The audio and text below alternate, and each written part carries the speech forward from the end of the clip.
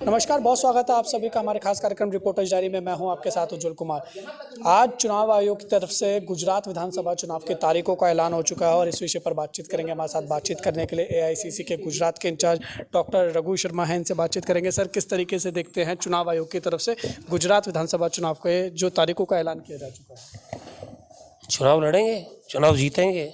Public में भारी गुस्सा है, मुद्दे बहुत हैं हमारे पास। गुजरात के लोगों को जो अगर सरकार बनने पर हम क्या करने जा रहे हैं वो भी विकल्प हमने दिया है उनको। कैसे महंगाई कम करेंगे, बेरोजगारी कम करेंगे, भ्रष्टाचार पर कैसे अंकुश लगाएंगे, ये तमाम चीज़ें पब्लिक तक पहुंच गई है। हमारी भी बात पहुंच गई है, सरकार की बात भी पहुंची हुई है। फैसला पब्लिक को करना।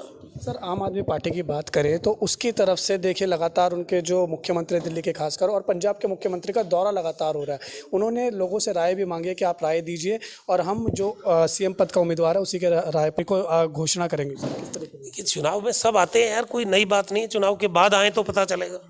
कितनी सीटें आने वाली है सर कांग्रेस की? 125 प्लस। ठीक है, बहुत बहुत शुक्रिया हमारे साथ बातचीत करने के लिए। तो आपने देखा, ये थे हमारे साथ बातचीत करने के लिए कांग्रेस के एआईसीसी के गुजरात के इंचार्ज डॉक्टर रघु शर्मा। जेके 24/7 न्यूज़ के लिए दिल्ली से उज्जवल कुमार की रिपोर्ट। जेके 24/7 न्यूज की विशेष कार्यक्रम रिपोर्टर्स डायरी देख रहे हैं आप और मैं हूं केशव मोहन मिश्रा। राष्ट्रीय राजधानी दिल्ली में प्रदूषण का स्तर लगातार बढ़ता जा रहा है। तस्वीरें ये हैं कि सुबह के वक्त लगातार दिल्ली के तमाम इलाकों में एक्यूआई जो है वो 400 से पार होती हुई दिखाई देती है। दिल्ली के आनंद विहार से लेकर दिल्ली के इंडिया गेट पर लगातार जिस तरीके से जो तस्वीरें हैं वो धुंधली होती दिखाई देती हैं। प्रदूषण नियंत्रण के लिए दिल्ली सरकार की तरफ से तमाम बड़े कदम उठाए जा रहे हैं, लेकिन प्रदूषण जो है रुकने का नाम नहीं ले रहा है। यानी प्रदूषण को लेकर दिल्ली में बेहद खराब स्थिति देखने को मिल रही है। लगातार जिस तरीके से दिल्ली सरकार की तरफ से समन्वय बनाया जा रहा है, हरियाणा की बात करें, उत्तर प्रदेश की बात करें या हम पंजाब की बात करें, इन तमाम राज्यों से समन्वय बनाया जा रहा है कि पराली न जले, जिसका धुआं सीधे राष्ट्रीय राजधानी दिल्ली की हवा को प्रदूषित करता है, दिल्ली में दम घोटू स्थिति तैयार करता है। उसको बचाने के लिए लगातार दिल्ली सरकार की तरफ से तमाम बड़े कदम उठाए जा रहे हैं, लेकिन स्थितियां अभी भी यही बनी हुई हैं कि दिल्ली में लगातार प्रदूषण का स्तर बेहद खराब श्रेणी में जा पहुंचा है। और इस वक्त जिस तरीके से दीपावली के बाद ही जो एक्वाई लेवल है वो दिल्ली में बेहद खराब श्रेणी में बना हुआ है। दिल्ली सरकार की तरफ से विंटर एक्शन प्लान जारी कर दिया गया है।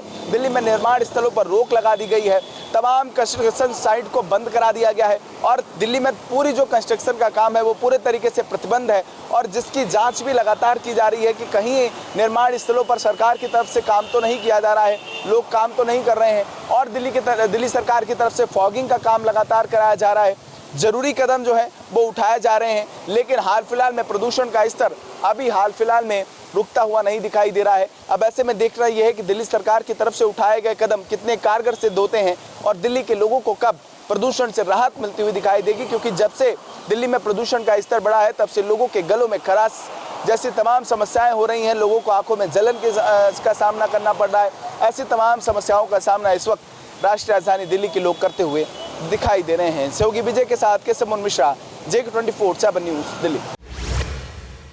रिपोर्टर डायरी में बात करेंगे दिल्ली एनसीआर में बढ़ रहे लगातार प्रदूषण की। जी हां, दिल्ली एनसीआर आज गैस चैम्बर में तब्दील है और पूरे एनसीआर रीजन में ही पोल्यूशन 400 के पार है। लेकिन ऐसे में बात करें उत्तर प्रदेश के अहम शहर ज़िला गौतम बुद्ध नगर की और एनसीआर में जुड़ा है नोएडा, ग्रेटर नोएडा, दादरी में आज एक्यूआई सभी जगहों पर सुबह 400 के पार दर्ज किया गया था। 350 के पार लगातार बना हुआ है एक्यूआई ज़िले में पिछले कई दिनों से। इसको लेकर सीएम योगी आदित्यनाथ ने भी निर्देश दिए हैं कि एक पोल्यूशन को कंट्रोल करने के लिए जो भी किया जाए उसको करना चाहिए। ऐसे में नोएडा प्राधिकरण की सीईओ ऋतु महेश्वरी ने सभी विभागों की आनन फानन में एक मीटिंग बुलाई और उस मीटिंग में 15 पाबंदियां लगाई गई हैं। तत्काल प्रभाव से उन सभी पाबंदियों को लागू कर दिया गया है। साथ ही कहा है कि अगर पाबंदियों का उल्लंघन किया जाता है तो उस पर कार्रवाई की जाए। ऋतु महेश्वरी ने मीटिंग में कहा कि जो भी 500 वर्ग मीटर से ज़्यादा कंस्ट्रक्शन साइट्स हैं वहाँ स्मोक गन का इस्तेमाल होना चाहिए। ग्रीन कपड़े से पूरी कंस्ट्रक्शन साइट ढकी होनी चाहिए। 500 वर्ग मीटर से ज़्यादा क्षेत्रफल में कंस्ट्रक्शन हो रहा है वहाँ 2 स्मोक गन का इस्तेमाल करना चाहिए। नोएडा के अंदर 40 एंटी स्मोक गन लगाई गई हैं। इसके अलावा स्प्रिंकल भी लगाए गए हैं ताकि पोल्यूशन को कंट्रोल किया जा सके। ग्रेटर नोएडा में 12 एंटी स्मोक गन का इस्तेमाल करके पोल्यूशन को कम किया जा रहा है। स्मोक टावर को भी चलाया जा रहा है। इसके अलावा फायर विभाग ने 5 गाड़ियां प्राधिकरण को सौंपी हैं जिनकी मदद से पानी का छिड़काव किया जाएगा। इसके अलावा मैकेनिकल स्वीपिंग से जो नोएडा की सड़कें साफ़ होती हैं उनको भी हिदायत दी गई है कि धूल बिल्कुल नहीं उड़नी चाहिए। जिन रास्तों पर ट्रैफिक ज़्यादा चलता है वहाँ बैक टू बैक पानी का छिड़काव होता रहना चाहिए। जो पेड़ पौधे डिवाइडर के नज़दीक लगे हैं, पार्कों में जो लगे हैं, उनकी निरंतर धुलाई होती रहनी चाहिए। उन पे डस्ट नहीं जमनी चाहिए। जिन वाहनों का रजिस्ट्रेशन कैंसिल कर दिया गया है उन वाहनों को सड़क पर देखते ही जुर्माना लगाना चाहिए। ये सारी चीज़ें मीटिंग में डिस्कस हुई हैं। 15 पाबंदियाँ लगी हैं ज़िले में। इसके अलावा ग्रैप का अगर कोई उल्लंघन करता है, ग्रैप का 3rd फेज़ लागू कर दिया गया है। ग्रैप यानी कि ग्रेडेड रिस्पॉन्स एक्शन प्लान, अगर कोई उसका उल्लंघन करता है तो कोताही नहीं बरतनी चाहिए, उस पर फ़ाइन लगाना चाहिए। ये सारी चीज़ें तत्काल प्रभाव से लागू हैं। अगर आप एनसीआर में चलते हैं तो आपको बहुत ध्यान देना होगा, वरना आप पर फ़ाइन भी लग सकता है। इसके अलावा ITMS सिस्टम के ज़रिए मॉनिटरिंग की जा रही है। 1 करोड़ से ज़्यादा का अब तक फ़ाइन भी कंस्ट्रक्शन साइट, कोयला रहित जो कंपनियां उन पर लग चुका है। कोयले से संचालित जितनी भी कंपनियां हैं उनको सबको बंद कर दिया है। ईंट भट्टे बंद कर दिए हैं। रेस्टोरेंट वालों के लिए सख्त संदेश दिया गया है कि अगर आप तंदूर जलाते हैं या कोयले का इस्तेमाल करते हैं तो आप पर भारी जुर्माना लगेगा। उसकी जगह आपको गैस का इस्तेमाल करना होगा। गौरतलब है कि आज सुबह ही दिल्ली में जहां शाहदरा में 800 के पार एक्यूआई था, दिल्ली में 24 स्पॉट जहां 400 के पार था, नोएडा में भी 400 के पार एक्यूआई था, उसको देखते हुए आनन फानन में मीटिंग की गई है। और अब पोल्यूशन को कंट्रोल करने की चाहे उत्तर प्रदेश सरकार हो, दिल्ली सरकार हो, सभी लगे हुए हैं। हालांकि दिल्ली सरकार का कहना है कि उत्तर प्रदेश और हरियाणा पंजाब की वजह से पोल्यूशन बढ़ रहा है। पराली जलाने पर भी ज़िले में रोक लगा दी गई है। तो कहीं ना कहीं कोशिशें जारी हैं, लेकिन बावजूद इसके सर्दियों में हर साल देखा जाता है कि पोल्यूशन का स्तर कभी भी कम नहीं होता और एक्यूआई ख़तरनाक लेवल पर पहुंच जाता है, जिससे बुज़ुर्गों और बच्चों को काफ़ी दिक्कतों का सामना करना पड़ता है। हैदर अली, जगत 24/7 न्यूज़, नोएडा। नमस्कार, आप देख रहे हैं हमारा विशेष कार्यक्रम रिपोर्टर डायरी। और रिपोर्टर डायरी में आज मैं लेकर आया हूँ एक ऐसा मुद्दा तो फरीदाबाद के लोगों के लिए मुसीबत बन चुका है। और सुबह जब उठते हैं तो कहीं ना कहीं दम घुटता हुआ उनका नज़र आता है, आंखों में जलन होती है। और जिसका मुख्य कारण यहाँ पर जो इन दिनों एक राख बनी हुई है और वो राख जो है 1 लाख लोगों को परेशान करे हुए और उसके खिलाफ जो आवाज़ बुलंद कर रहे हैं वो आम आदमी पार्टी के जिला अध्यक्ष धर्मवीर भड़ाना जी हैं। लगातार कंप्लेंट दे रहे हैं, शिकायतें कर रहे हैं, लेकिन समाधान होता हुआ नज़र नहीं आ रहा। और राख इस तरह से उड़ रही है कि कहा जा रहा है कि परमिशन ले रखी है और किस तरह से घोटाला है, लापरवाही है, कौन लोग इसमें शामिल है, किसकी शय पर ये चल रहा है सारा। नमस्कार भाई। एनजीटी के आदेश अनुसार पूरे एनसीआर में खुदाई बंद है, चिनाई बंद है, कंस्ट्रक्शन बंद है, ईंटों के भट्टा बंद हैं और स्टोन क्रशर बंद हैं। यहाँ तक कि लघु उद्योग बंद हैं, भट्टी बंद है, तंदूर बंद है, सब कुछ एनजीटी ने बंद कर रखा है। और यहाँ पर मात्र यहाँ से 200 मीटर आगे हनुमान के मंदिर के सामने, हनुमान के मंदिर कितनी लाल चमकती थी, बिल्कुल गेरुआ रंग ऐसे, और आज वो काली पड़ गई है। इन लोगों की वजह से यहाँ पर एनजीटी के आदेश की परवाह ना करते हुए, हमारे फरीदाबाद के माननीय डीसी साहब की आदेश की पालना ना करते हुए कुछ माफिया पुलिस प्रशासन से मिलकर, पाली चौकी इंचार्ज से मिलकर के, पोल्यूशन बोर्ड के अफसरों से मिलकर के यहाँ पर डेली 500 गाड़ी रात को राखी भर के और शहर में जगह जगह डाल रहे हैं, बेच रहे हैं। चाहे कोई इंटरलॉकिंग टाइल बन रही है, चाहे कोई और काम हो रहा है, उनमें वो राखी यूज होती है।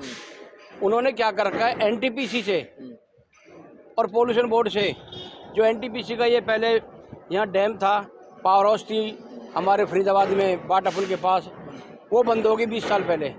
अब उस राखी को उठाने की इन्होंने परमिशन ले ली। मान लो मैं परमिशन ले लेता हूँ, मैं लाइसेंस बनवा लेता हूँ बंदूक का, तो लाइसेंस में ये थोड़ा लिखा है मैं जितने मर्जी आदमी को मार दूँ। ये कह दे हमने परमिशन लिए इसको भरने की, आपने परमिशन लिए भरने की, आपने उसमें ये लिखा है पानी छिड़ककर, तिरपाल ढककर बॉडी के अंदर ले जाएंगे। मगर ये लोग कहते हैं हमने आरटीओ भी सेट कर रखा, पुलिस भी सेट कर रखी है, माइनिंग भी सेट कर रखा है। यहाँ पर माइनिंग अफसर अगर कोई आदमी का 50 किलो भी गाड़ी में वजन फालतू होता है उसको 5 लाख रुपए जुर्माना लेता है।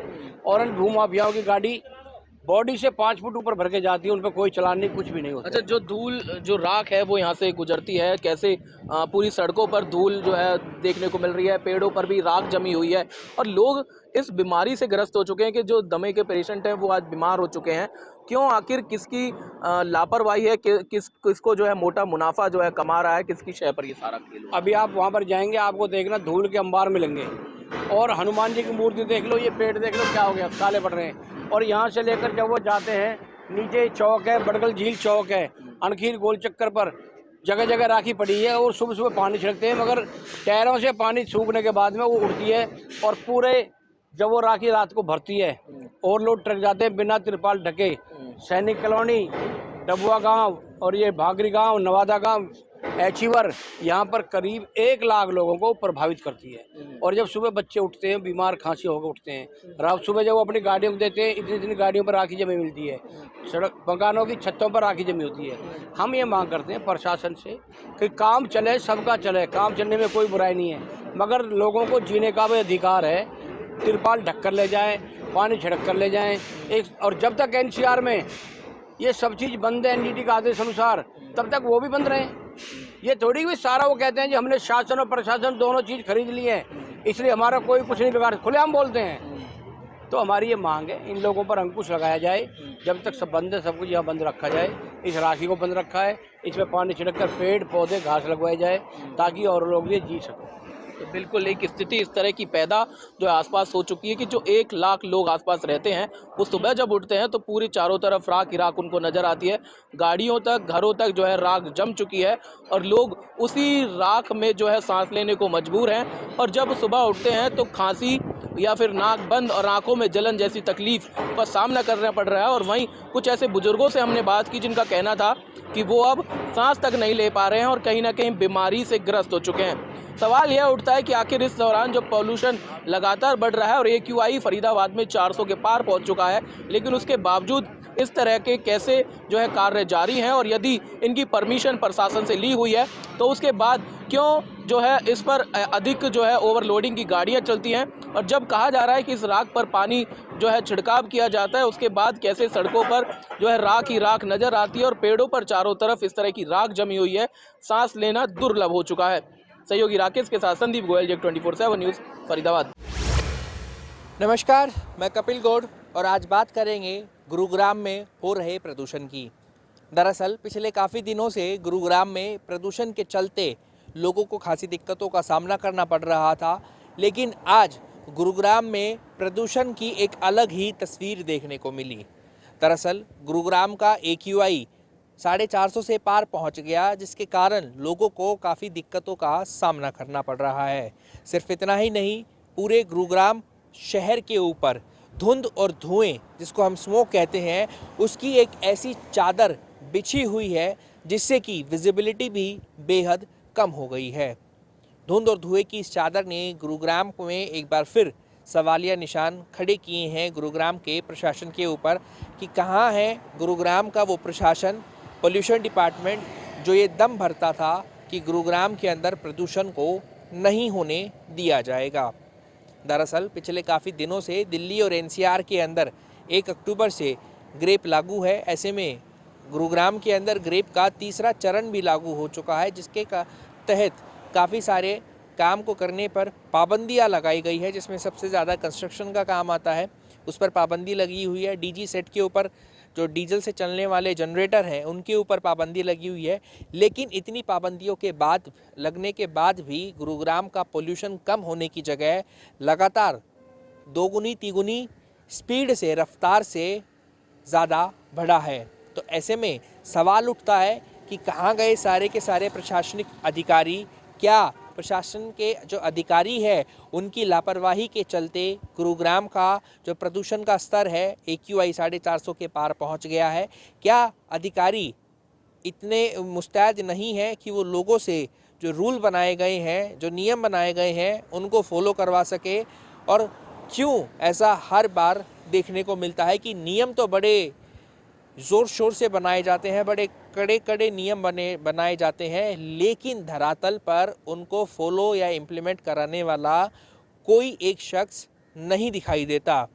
ऐसे में गुरुग्राम की जनता का हाल बेहाल है, खुद गुरुग्राम का हाल बेहाल है, क्योंकि लोगों को श्वास संबंधी जो बीमारियां हैं वो होनी शुरू हो गई है। दिखने में उनको दिक्कतों का सामना करना पड़ रहा है, और सबसे ज़्यादा जो अस्थमा के मरीज़ हैं उनको सबसे ज़्यादा जो प्रदूषण की मार है वो झेलनी पड़ रही है। तो ऐसे में देखना होगा कि क्या गुरुग्राम का प्रशासन अब भी जागेगा या फिर कुंभकर्णी नींद में सोया रहता है और लोगों को मरने के लिए गुरुग्राम का प्रशासन ऐसे ही छोड़ता है।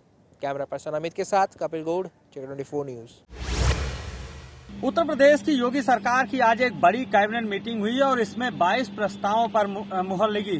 खास बात यह रही, सबसे प्रमुख जो मुद्दा रहा, सबसे बड़ा जो प्रस्ताव रहा वो ये रहा कि यूपी के जो 4 कमिश्नरेट हैं उसके जो ग्रामीण इलाकों के थाना क्षेत्र थे उनको भी अब शहरी कमिश्नरेट में शामिल कर दिया गया है। यानी कि लखनऊ, कानपुर, वाराणसी और गौतम बुद्ध नगर, इन चारों जिलों के जो ग्रामीण इलाका है वो अब शहरी पुलिस यानी कि कमिश्नरेट में शामिल हो चुका है। और उसके साथ ही उत्तर प्रदेश शीरा नीति 2022 को भी मंजूरी मिली। उत्तर प्रदेश में औद्योगिक निवेश एवं रोजगार प्रोत्साहन नीति 2022 को भी मंजूरी मिली। और इसके साथ ही विश्वविद्यालय, शिक्षा क्षेत्र से जुड़े हुए, औद्योगिक डेवलपमेंट से जुड़े हुए करीब 20 और प्रस्ताव ऐसे थे जिनको आज उत्तर प्रदेश सरकार की कैबिनेट ने मंजूरी दी है। खास तौर पर योगी सरकार का प्रयास है कि जो अगले साल यानी कि फरवरी 2023 में उत्तर प्रदेश की राजधानी लखनऊ में ग्लोबल इन्वेस्टर्स मीट का आयोजन होना है, उससे पहले यूपी में वो माहौल तैयार किया जा सके जिससे कि इन्वेस्टर्स यहां पर आएं और निवेश कर सकें। इसीलिए उत्तर प्रदेश में 2022 में नई नीति निवेश और रोजगार प्रोत्साहन के लिए आज से लागू कर दी गई। योगी कैबिनेट ने इसे मंजूरी दे दी। इसके साथ ही छोटे छोटे क्षेत्रों से, चाहे वो औद्योगिक विकास में गुड़ और शीरा नीति हो, उसको किसानों को फायदा पहुंचाने के लिए, और जो छोटे छोटे रोजगार परक लोग हैं, छोटे किसान हैं जो शीरा और गुड़ का प्रोडक्शन करते हैं और उसे निर्यात करते हैं, उनके लिए उन्होंने बेहतर नीति तैयार कर ली है। और इसके साथ साथ शिक्षा व घरेलू जो छोटे छोटे उत्पाद हैं उनको आगे बढ़ाने के लिए, उनको देश व विदेश तक पहुंचाने के लिए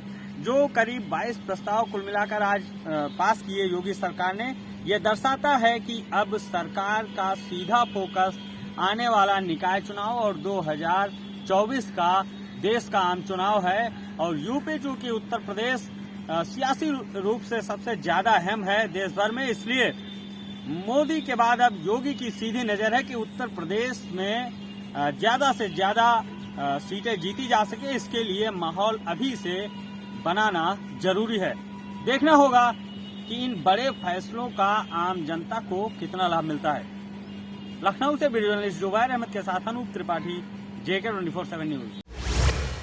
उत्तर प्रदेश में लखीमपुर खीरी की गोला विधानसभा पर लगातार चुनाव जारी है और चुनाव में लगभग 50% से अधिक उपचुनाव में वोटिंग भी हो चुकी है। आपको बताएं कि उत्तर प्रदेश में उपचुनाव हो रहा है जो कि लखीमपुर की गोला विधानसभा सीट पर है। यहां पर सीधी टक्कर समाजवादी पार्टी और भारतीय जनता पार्टी की है। एक बात और बड़ी रोचक है जिसमें बहुजन समाजवादी पार्टी और कांग्रेस ने अपने प्रत्याशियों को इस सीट पर उतारा ही नहीं। हालांकि ये माना जाता है कि सरकार जिसकी है उसका ही उपचुनाव में जीत होती है, लेकिन इस बार करारी शिकस्त देने के लिए दोनों ही पार्टियां आपस में जूझ रही हैं। जहां समाजवादी पार्टी के वोटर्स जो वोट बैंक है उसका अलग अपना वोट बैंक है, भारतीय जनता पार्टी का अपना अलग वोट बैंक है। लेकिन जो हमने बातचीत के दौरान लोगों से हमें ये जानकारी मिली कि कहीं ना कहीं विकास की राह पर ही इस बार वोटिंग हुई है। किसी भी तरीके से धर्म जाति से बढ़कर विकास के कार्यों पर वोट दिया गया है। हालांकि ये बात तय करेगी कि जब चुनाव का रिजल्ट आएगा ये तब तय होगा कि विकास के नाम पर वोटिंग कितने प्रतिशत हुई और कितने प्रतिशत वोटिंग जाति धर्म के आधार पर हुई। लेकिन लखीमपुर खीरी की गोला विधानसभा सीट पर कांटे की टक्कर समाजवादी पार्टी और भारतीय जनता पार्टी के दोनों प्रत्याशियों के बीच रही है। देखना ये होगा कि इस सीधी टक्कर का फायदा आखिरकार किस पार्टी को मिलता है। भारतीय जनता पार्टी केंद्र में भी है, उत्तर प्रदेश में भी है, क्या सीधा फायदा उपचुनाव में इसका मिलेगा, या समाजवादी पार्टी जिस तरीके से कटाक्ष कर रही है, लगातार टिप्पणियां कर रही है कि उनके बूथ एजेंटों को अंदर नहीं ठहरने दिया जा रहा, उनके वोटर्स को काटने का प्रयास किया जा रहा है। वक्त आने पर यह तय होगा कि आखिरकार उपचुनाव में जीत किसकी होगी। वीडियो जर्नलिस्ट अंकित के साथ गौरव पांडे, JK24/7 न्यूज। पंजाब की भगवंत मान सरकार के अंदर अलग अलग मामलों में करप्शन के मामले दर्ज किए गए और साथ ही कई पूर्व मंत्रियों, विधायकों और कई अधिकारियों पर अब तक कार्रवाई भी की गई है। लेकिन विजिलेंस के बाद अब ईडी भी इन मामलों के अंदर अपना दखल देने का प्रयास कर रही है और ईडी ने कई मामलों से संबंधित कई पूर्व कैबिनेट मंत्रियों की फाइलें जो हैं वो विजिलेंस विभाग से मांगी हैं। उम्मीद की जा रही है कि आने वाले दिनों के अंदर विजिलेंस विभाग जो है कैबिनेट मंत्री भारत भूषण आशु, संजय सिंह गिलजिया और साधु सिंह धर्मसोत से जुड़े मामलों की जो फाइलें हैं, ये सभी तीनों पूर्व कैबिनेट मंत्री हैं और इनकी फाइलें आने वाले दिनों के अंदर ईडी को सौंपी जा सकती हैं और ईडी इन तमाम मामलों की जांच कर सकती है। आपको बता दें कि भारत भूषण आशु अभी जेल के अंदर बंद हैं और उनके खिलाफ करोड़ों रुपए के टेंडर घोटाले के आरोप लगे थे, क्योंकि पंजाब के अंदर उनके पास खाद्य आपूर्ति मंत्रालय था जब कैप्टन अमरिंदर सिंह पंजाब के मुख्यमंत्री थे। उसके बावजूद जब यहाँ पर चरणजीत सिंह चन्नी मुख्यमंत्री बने तो भारत भूषण आशु को मंत्री पद से नहीं हटाया गया था। लेकिन नई सरकार आने के बाद वो गंभीर आरोपों में घिरे, कई ठेकेदारों ने उन पर आरोप लगाए, जिसके बाद विजिलेंस ने पूरी मामले की जाँच की और करोड़ों रुपए का टेंडर घोटाला सामने आया, जिसके बाद विजिलेंस ने उनको गिरफ्तार कर लिया। वो जो युवाओं को बांटना था उसमें भी करप्शन के आरोप लगे थे, करीब 60 करोड़ से ज़्यादा का कहीं ना कहीं वो पूरा गबन था, जिसके बाद उनके खिलाफ भी इस पूरे मामले की जांच जो है वो लगातार विजिलेंस विभाग और बाकी एजेंसियां कर रही हैं। इस पूरे मामले को लेकर भी अब ईडी ने विजिलेंस से तमाम फाइलें मांगी हैं, तमाम जानकारी मांगी है और अगर ईडी को लगा कि जो पैसा कहीं ना कहीं देश से बाहर भेजा गया है, नियमों का उल्लंघन की गई है, तो उनके खिलाफ भी बड़ी कार्रवाई हो सकती है। तो आने वाले दिनों के अंदर हम कह सकते हैं कांग्रेस के 3 पूर्व मंत्री जो बड़े पदों पर तैनात रहे हैं, अब आने वाले दिनों के अंदर उनकी मुश्किलें विजिलेंस के बाद और ज़्यादा बढ़ सकती हैं, क्योंकि विजिलेंस के बाद अब ईडी उनकी फाइलों की जाँच करेगा और अगर आरोप सामने आए तो उनके खिलाफ बनती कानूनी कार्रवाई की जाएगी और तमाम चीज़ें और भी बड़े खुलासे इन पूरे मामलों को लेकर सामने आ सकते हैं। कैमरामैन निशान के साथ मैं नवदीप छाबड़ा, JK24/7 न्यूज़, चंडीगढ़। नमस्कार, आप देख रहे हैं रिपोर्टर्स डायरीज और मैं रितिका राजपूत। इस वक्त जम्मू कश्मीर की बड़ी खबरें आपके लिए लेकर आई हैं। आपको बता देना चाहते हैं कि जम्मू की अगर मैं बात करूं, मेयर राजिंदर शर्मा की तरफ से आज एक प्रेस वार्ता की गई, जिसमें उन्होंने आज एक ऐतिहासिक कदम लेते हुए कुछ खास बातों की अनाउंसमेंट की और आपको बता देना चाहते हैं उनकी तरफ से आज ये अनाउंस किया गया है कि जम्मू के जितने भी वार्ड हैं और उन वार्डों के तमाम जो कॉरपोरेटर्स हैं, अब से आगे हर हफ्ते उन्हें अपने अपने वार्ड में हफ्ते में 2 बार विजिट करना होगा। और विजिट करने को लेकर मुख्य उद्देश्य क्या है वो भी आपको बता देना चाहते हैं। उनका कहना है कि विजिट करने के दौरान वो लोगों से मिलेंगे, हर एक वार्ड में जो भी समस्याएं से लोग जूझ रहे हैं, जो भी प्रॉब्लम्स उन्हें आ रही हैं और जो हल नहीं हुई हैं अभी तक, वो उनसे जानेंगे और साथ ही साथ रिटर्न फॉर्म में लेके जमा करवा के आपको बता देना चाहते हैं कि उन समस्याओं को हल करने का प्रयास करेंगे। और इसी पे बातचीत करते हुए आपको बता देना चाहते हैं, उन्होंने ये भी कहा कि reorientation of Jammu municipal working system, इसे कहते हुए उन्होंने कहा कि अब से आगे जम्मू की